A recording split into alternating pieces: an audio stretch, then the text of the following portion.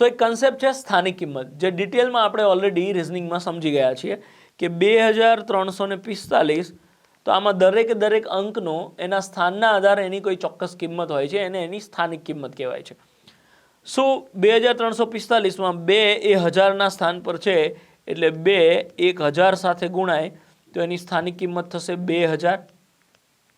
3 એ 100ના સ્થાન પર છે અથવા તો શતકના સ્થાન પર છે, એટલે 3 શતક સાથે ગુણાય તો 3નો 100 સાથે ગુણાકાર કરો એટલે 300 થશે.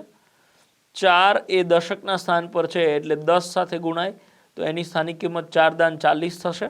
અને 7 એ એકમના સ્થાન પર છે, એટલે 7 ગુણ્યા 1 કરીએ તો 7, આ એની સ્થાનિક કિંમત થઈ. અને આ દરેક અંકોની સ્થાનિક કિંમતનો આપણે સરવાળો કરીએ તો જે સંખ્યા મળશે એ આપણી ઓરિજિનલ સંખ્યા જ મળે. આનો ડિટેલ કન્સેપ્ટ આપણે ઓલરેડી રિઝનિંગની બુકમાં સમજી ગયા છીએ રોમન નંબર્સમાં, રાઈટ.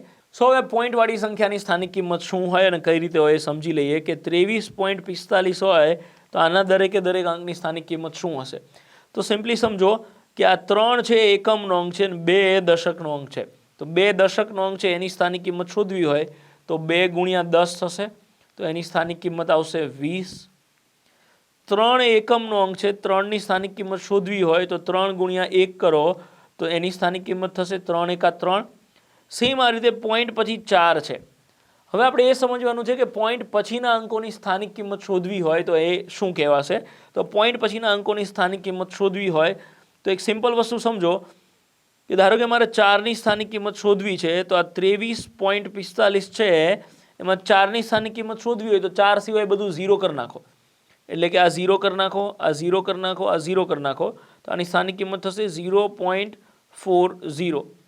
તો 4ની સ્થાનિક કિંમત કેટલી થશે તો કે 4ની સ્થાનિક કિંમત થશે 0.40.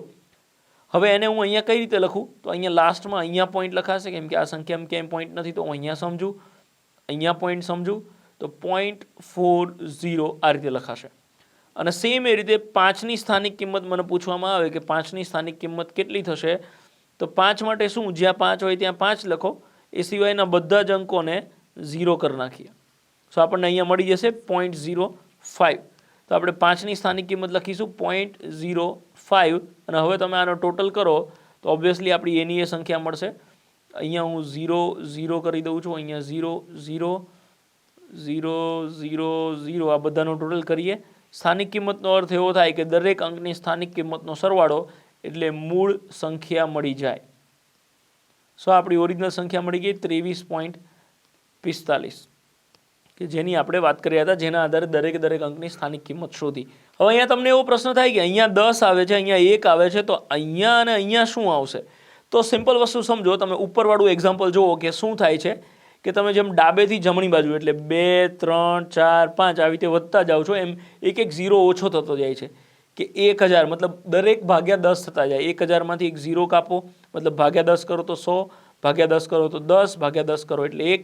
તો અહીંયા એવું થશે કે 10ના ભાગ્યા 10 કરો એટલે 1 આવશે, 10ના ભાગ્યા 10 કરો એટલે 1 આવશે, 1ના ભાગ્યા 10 કરો તો 1/10 આવશે, અને એના ભાગ્યા પાછા ફરી 10 કરો એટલે 1/100 આવશે. આ બધા ડિટેલ કન્સેપ્ટમાં કંઈ ખબર ના પડે તો જરાય ચિંતા ના કરો.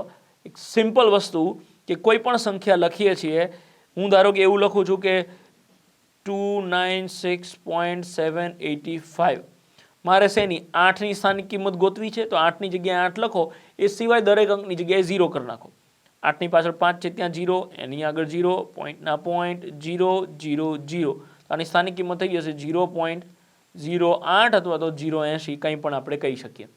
સો અહીં તમારી પ્રેક્ટિસ માટે કેટલાક એક્ઝામ્પલ્સ આપ્યા છે, એમાં પૂછેલા આંકડાઓની સ્થાનિક કિંમત શોધો અને પછી પાછળ તમારા આન્સર્સ ટેલી કરો કે જવાબ સાચા આવે છે કે નહીં.